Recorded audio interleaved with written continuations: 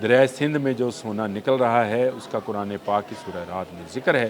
اور اس کو اب بچانے کے لیے یا اس کو سونے کو نکالنے کے لیے جو ہے حکومت پنجاب نے کمر کس لی ہے۔ دریائے سندھ جو پاکستان کا سب سے بڑا اور قدیم دریا ہے اور لمبا دریا ہے،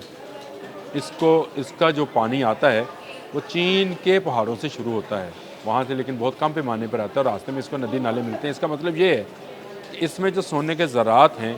کہیں تو وہ خزانہ ہے۔ اٹک سے لے کر آگے تربیلا تک جتنی ریت ہے وہ سونے سے بھری پڑی ہے، اور یہ ریت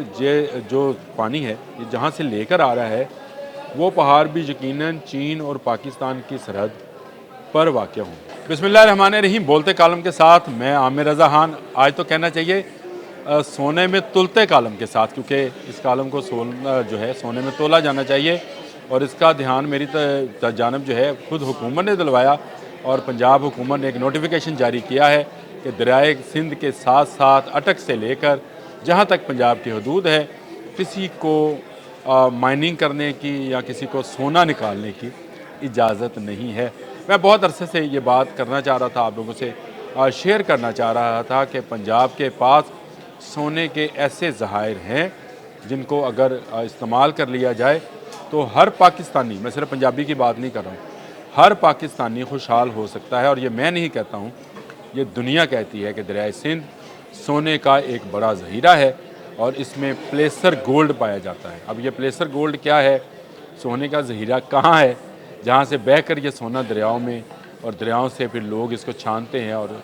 سونا نکالتے ہیں، یہ ہو رہا ہے۔ یہ نہ سمجھے کہ پنجاب گورنمنٹ جو ہے اس نے کوئی نیا نوٹیفیکیشن جاری کیا ہے، پرائیویٹلی نجی طور پر حکومت کو یہ علم میں ہے کہ اٹک سے لے کر آگے تک جو ہے دریائے سندھ کی ریت کے اندر سے سونے کے ذرات نکالے جاتے ہیں، اور بہت سارے لوگوں کی روزی دہائیوں سے اس سے وابستہ ہے۔ یہ پلیسر سونا کہلاتا ہے جو ریت میں پایا جاتا ہے، اور یہ کوئی نئی بات نہیں ہے، قرآن پاک میں اس کا ذکر ہے۔ قرآن پاک کی سورہ رعد میں آیت نمبر 17 ہے، جس کا مفہوم میں بیان کروں گا، ترجمہ شاید میں نہ بیان کر سکوں کیونکہ قرآن کا ترجمہ نہیں کیا جا سکتا، کہ آسمان سے اللہ بادل برساتا ہے، یہ بادل پہاڑوں پہ گرتے ہیں،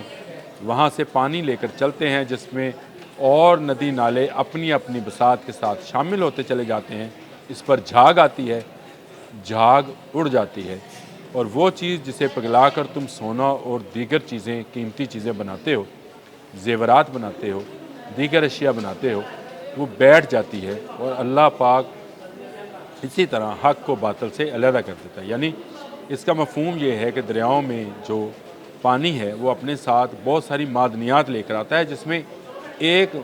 معدنی دولت جو ہے سونا بھی ہے، اور یہ سونا زیورات بنانے کے کام آتا ہے، اسی لیے قرآن نے زیورات کا اور دیگر سامان کا ذکر بھی کیا۔ لیکن بہت سارے لوگ جو ہیں اس سے نہ سمجھ سکے، اور یہی سمجھتے رہے کہ شاید حق و باطل کی یہ بات ہے، جس میں حق جو ہے وہ سونے کی طرح بیٹھ جاتا ہے اور باطل جو ہے جھاگ کی طرح اڑ جاتا ہے۔ لیکن اب جب پلیسر گولڈ کا زمانہ آیا، آج سے 40-45 سال پہلے، اور یہ کہا جانے لگا کہ جی دریاؤں کی ریت میں سونا پایا جاتا ہے، تو اپنے اپنے طور پر لوگوں نے جو ہے جہاں جہاں تک جھاگ تھی وہاں تک تلاش نہیں کیا ہے۔ یہ بڑی اہم بات ہے، اس پوائنٹ پہ رہیے گا۔ قرآن پاک میں بھی ہے کہ جھاگ اڑ جاتی ہے، اور جو وہ قیمتی دھات ہے وہ بیٹھ جاتی ہے۔ سورہ رعد کی آیت نمبر 17 میں نے آپ سے ذکر کیا ہے، اس کو پڑھ لیجئے، اس کا ترجمہ، تفسیر سب اویلیبل ہے، نیٹ پر بھی ہے، اور آپ کے گھر میں بھی یقیناً با ترجمہ قرآن پاک موجود ہوگا۔ میں صورت بھی بتا رہا ہوں، آیت بھی بتا رہا ہوں۔ تو یہ سونا جو ہے دنیا میں جو چند بڑے دریا ہیں ان میں سے دریائے سندھ میں بھی پایا جاتا ہے۔ ویسے تو احادیث میں دریائے فرات کے متعلق مشہور ہے کہ جب قرب قیامت ہوگا اس میں سے سونے کا پہاڑ نکلے گا، جس کا مفہوم میں بتا رہا ہوں، پھر میں اگین ترجمہ نہیں بتاتا ہوں۔ مفہوم یہ ہے کہ سونے کا پہاڑ نکلے گا اور اس پر دنیا لڑ پڑے گی، لیکن دریائے سندھ میں جو سونا نکل رہا ہے اس کا قرآن پاک کی سورہ رعد میں ذکر ہے، اور اس کو اب بچانے کے لیے یا اس کو سونے کو نکالنے کے لیے جو ہے حکومت پنجاب نے کمر کس لی ہے۔ یہ جو سونا پرائیویٹلی نکالا جا رہا تھا، یہ پہلے پرائیویٹ لوگ نکالتے تھے، اور کنارے کنارے سے ریت اور پتھر نکالتے تھے، اس کو چھانتے تھے، اس کا چھاننے کا ایک طریقہ ہے، اس کو چھانتے تھے، پانی ڈالتے تھے، اور اس کے بعد اس میں سے سونے کے ذرات نکالتے تھے، جس کو بعد میں تولا جاتا تھا۔ تو یہ कम व बेश उनकी महाना जो है गुज़र बसर के लिए काफ़ी होता है। लेकिन दरिया सिर्फ़ किनारे तक नहीं बहता है, दरिया तो जो रेत लेकर आता है वो बहुत दूर से लेकर आता है, पत्थरों में से टूटती हुई निकलती है। दरिया सिंध जो पाकिस्तान का सबसे बड़ा और कदीम दरिया है और लंबा दरिया है, इसका जो पानी आता है वो चीन के पहाड़ों से शुरू होता है, वहाँ से लेकिन बहुत कम पैमाने पर आता है और रास्ते में इसको नदी नाले मिलते हैं। इसका मतलब ये है कि इसमें जो सोने के ज़रात हैं, कहीं तो वो ख़जाना है जो बारिश की सूरत में वहाँ बरसता है या बर्फ़ की सूरत में बरसता है, और उसके बाद वो जब पिघलता है तो पत्थरों को आपस में रगड़ता है और वो सोना जो है ज़रात की शक्ल, जैसे रेत होती है वैसे वो शक्ल अख्तियार कर लेता है। तो यूँ समझे कि अटक से लेकर आगे तरबेला तक जितनी रेत है वो सोने से भरी पड़ी है, और ये रेत जो पानी है ये जहाँ से लेकर आ रहा है वो पहाड़ भी यकीनन चीन और पाकिस्तान की सरहद पर वाक़या होंगे। वो जो कहते हैं ना हिमालय से बुलंद दोस्ती है, तो हिमालय पहाड़ में से ही कोई ऐसी जगह ज़रूर मौजूद है जहाँ पर बेबहा सोना मौजूद है। पंजाब हुकूमत को अब ख्याल आया, उसने नोटिफिकेशन जारी कर दिया, दफ़ा 144 लगा दी गई है। अटक और उससे आगे पंजाब में किसी जगह पर ना कोई कानकनी की जा सकती है, ना सोना निकालने के लिए रेत को छाना जा सकता है।